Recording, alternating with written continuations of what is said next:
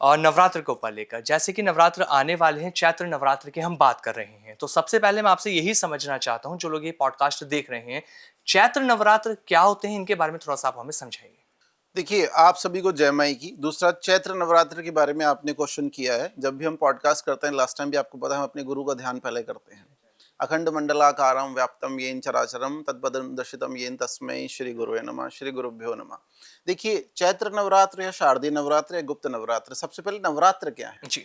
नवरात्र ऋतु परिवर्तन का महोत्सव है। जब ऋतु परिवर्तित होती है तो उस समय हमारे शास्त्रीय सनातन धर्म के हिसाब से या तांत्रिक ग्रंथों के हिसाब से भी आप देखेंगे तो भगवती पराम्बा राजराजेश्वरी दुर्गा, जिनको आप तंत्र क्षेत्र में हम पराभट्टारिका बोलते हैं, या फिर आप चंडी भी बोल सकते हैं, या भगवती का कोई भी रूप, वो कैलाश पर्वत से भगवान देवादिदेव शंकर से और कैलाशपति से विदा लेकर अपने भक्तों के कल्याण के लिए और सभी मनोकामनाओं की पूर्ति के लिए उनका धरती पे पदार्पण होता है 9 दिन के लिए। तो 9 दिन वो धरती पे जो पदार्पण है, उस समय ग्रह अपनी डोर ढीली कर देते हैं। तो 9 दिन अब जब पूजा पाठ होम हवन साधना के द्वारा नवदुर्गा पर की साधना से या महाविद्याओं की साधना से भगवती से जो आप चाहें सर्व सिद्धि सर्व सुलभ सिद्धि प्राप्त कर सकते हैं। आपकी मनोकामनाओं की पूर्ति हो सकती है। पूरे वर्ष अगर आपको कुछ नहीं मिला, जी। ग्रहों ने नहीं दिया, तो भगवती आपको 9 दिन में उसका आशीर्वाद देकर जा सकती है। अब आप देखिए, चैत्र नवरात्र और शारदीय नवरात्र। चैत्र नवरात्र जो है इस बार 30 मार्च 2025 को आने वाले हैं और हमारा नया संवत्सर भी 1 अप्रैल से शुरू हो जाता है। तो इस बार चैत्र नवरात्र की प्रतिपदा अर्थात रविवार को पड़ने वाली है और इस बार भगवती गज वाहना है, मतलब हाथी की सवारी है उनकी। हर बार उनकी सवारियां अलग अलग होती हैं। 2025 की शुरुआत में आपने देखा होगा काफी सारी भविष्यवाणियां हुई कि आग लगेगी, फ्लाइट्स इधर उधर होंगी, लेकिन अब आप नया साल जो हिंदू कैलेंडर के हिसाब से आ रहा है, अगर भगवती हाथी की सवारी पर आ रही है तो शुभता का प्रतीक है ये। ऐश्वर्य का, वैभव का, शुभता का, अच्छी फसल होने का, धन धान्य का प्रतीक है। तो आप 9 दिन में भगवती की साधना उपासना से जो चाहें वो प्राप्त कर सकते हैं। तो नवरात्रि का जो त्योहार है ये एक त्योहार ही है सनातनियों के लिए। अगर हम देखें आचार्य जी, तो ये एक त्योहार ही है जिसका लोग इंतजार करते हैं। तो जैसे नवरात्रि हैं, 9 दिन पूजा होती है, तो क्या 9 दिन की विधि विधान जो होती है वो बिल्कुल अलग अलग होती है हर दिन की?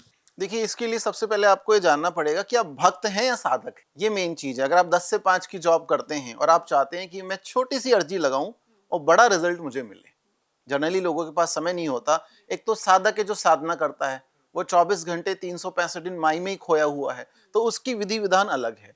गृहस्थ लोगों के लिए विधि विधान अलग है। इसमें घट स्थापना भी होती है। प्रथम दिन हम शैलपुत्री की उपासना करते हैं, ब्रह्मचारिणी दूसरे दिन पूजी जाती हैं, चंद्र घंटा है, उसके बाद कुष्मांडा है, माँ स्कंद माता कात्यायनी है, कालरात्रि है, सिद्धिदात्री है और उनसे पहले अष्टमी को महागौरी की पूजा होती है। अब यहाँ प्रश्न उठता है that what is the correct difference between Navadurga and Mahavidya. दोनों को, शास्त्र को जानना पड़ेगा। मैं दोबारा आपके दर्शकों को बताना चाहूंगा कि हम जो भी बोलते हैं शास्त्र सम्मत होना चाहिए, गुरु सानिध्य में बोला जाना चाहिए। इधर उधर की बात इन पॉडकास्टों में नहीं होती। यहाँ पे आपके ज्ञान के लिए पॉडकास्ट बनाए जाते हैं। देखिए, महाविद्या जो है वो शमशान वासनी है। दशम महाविद्याएं, चाहे काली हो, चाहे तारा हो, छिन्नमस्तिका हो, माँ कामाख्या या षोडशी हो, भुवनेश्वरी हो, धूमावती हो, बगलामुखी हो, कमला हो, मातंगी हो, सारी दशम महाविद्याएं। वो इस संसार में विचरी नहीं है। संसार के कुलाचार उनको, उनसे परे हैं वो। लेकिन नवदुर्गाएं कन्या रूप में पूजी जाती हैं, ठीक है, और नव दुर्गाएं माता स्वरूप में भी पूजी जाती हैं। तो भगवती दुर्गा की साधना उपासना बिना गुरु दीक्षा के भी आंख बंद करके 40 स्तोत्र का पाठ हर कोई कर सकता है। अगर आप दुर्गा सप्तशती का पाठ करते हैं तो उसमें शाप विमोचन के लिए कीलक मंत्र होता है, उसके द्वारा आप कर सकते हैं। पूरे साल तो नहीं कर सकते बिना गुरु दीक्षा के, लेकिन नवरात्र में आप कर सकते हैं। 9 दिन आपको परमिशन शास्त्र देता है। अब महाविद्याओं की साधना में आ जाइए। महाविद्या तो क्या है, प्रयोगात्मक है। आप प्रयोग करते हैं, भगवती रिजल्ट आपको देती है, लेकिन उसमें आपको गुरु दीक्षा अत्यंत आवश्यक है। शाक्त उपासना में पूर्ण शाक्त कोलाचारी उपासक के माध्यम से गुरु दीक्षा होनी चाहिए। सिद्ध पीठों की, शक्ति पीठों की गुरु दीक्षा होनी चाहिए। अगर आप साधक हैं, आपके गले में कवच होना चाहिए जिस भगवती की आप साधना उपासना करते हैं। और अगर ये सब नहीं है तो फिर आप संकट में भी आ सकते हैं। योगिनी आपको परेशान कर सकती हैं। हाँ, तो अगर आप साधक हैं तो आपके पास उचित गुरु दीक्षा, माला, आसन, ईस्ट, गुरु सब कुछ अनिवार्य है। जब आप इस पॉडकास्ट में बैठते हैं तो इस पॉडकास्ट में सबसे ज्यादा महत्व है माइक का, इसी तरह से माला का महत्व है, और ये ऑथेंटिक ओरिजिनल होना चाहिए। दैट मीन्स आपकी जो माला है वो गुरु प्रदत्त होनी चाहिए, गुरु के द्वारा दी जानी चाहिए। गुरु मंत्र ढाल है, भगवती तलवार है, तो तलवार कहाँ चले कहाँ ना चले, तो गुरु मंत्र बहुत अत्यंत आवश्यक है। ये मैं केवल शाक्त उपासना या भगवान शंकर की उपासना के बारे में बता रहा हूँ। हम कोई भी वैष्णव उपासना साधना के बारे में चर्चा नहीं करते, क्योंकि हम शाक्त उपासना से संबंधित हैं। आप चाहे कामाख्या की साधना करें या भगवती राजराजेश्वरी बगलामुखी की साधना करें, अगर आप बिना गुरु दीक्षा के साधना उपासना करना चाहते हैं, आप चालीसा पढ़ें, आप स्तोत्र का पाठ करें और आप सहस्त्र नाम का पाठ करें। अब यहाँ पे फिर एक कथा और आ जाती है, एक कथा आपको सुननी पड़ेगी।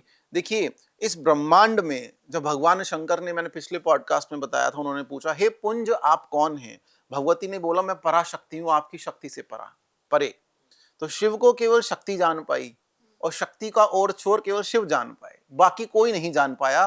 और उन दोनों के समागम से शिवलिंग बन गया, जो इस पूरी सृष्टि का प्रतीक है।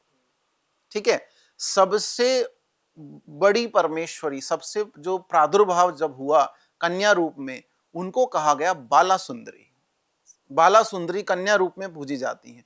फिर आई माँ कामाख्या या षोडशी अर्थात 16 वर्ष की कन्या। फिर जो तीसरा रूप है देवताओं की महारानी, बोला भी जाता है ललिता सहस्त्रनाम में, ओम श्री माता श्री महाराज्ञी श्रीमती सिंहासनेश्वरी चिदग्नि कुंड संभूता देव कार्य समुद्रता। देवराज इंद्र बोल रहे हैं कि आप हमारी सेवा स्वीकार करके हमारी सृष्टि का कल्याण करें। वो आई है माँ राजराजेश्वरी, राजाओं की भी राजराजेश्वरी, भगवान देवराज इंद्र की भी रानी, मतलब समस्त त्रिदेवों के ऊपर जिनको बोला गया है प्रकृति या पराशक्ति। और आखिर में जो प्राणदायिनी शक्ति है, जो प्रौढ़ हो गई, अर्थात सबसे विस्तृत जो रूप है, वो है ललिता त्रिपुर महासुंदरी, जिनको हम तंत्र क्षेत्र में परापट्टारिका भी बोल देते हैं। तभी तो शंकराचार्य जब बनते हैं तो पट्टाभिषेक होता है। अभी नए शंकराचार्य बने तो पट्टाभिषेक होता है। तो वो त्रिपुर महासुंदरी की साधना से संबंधित हैं।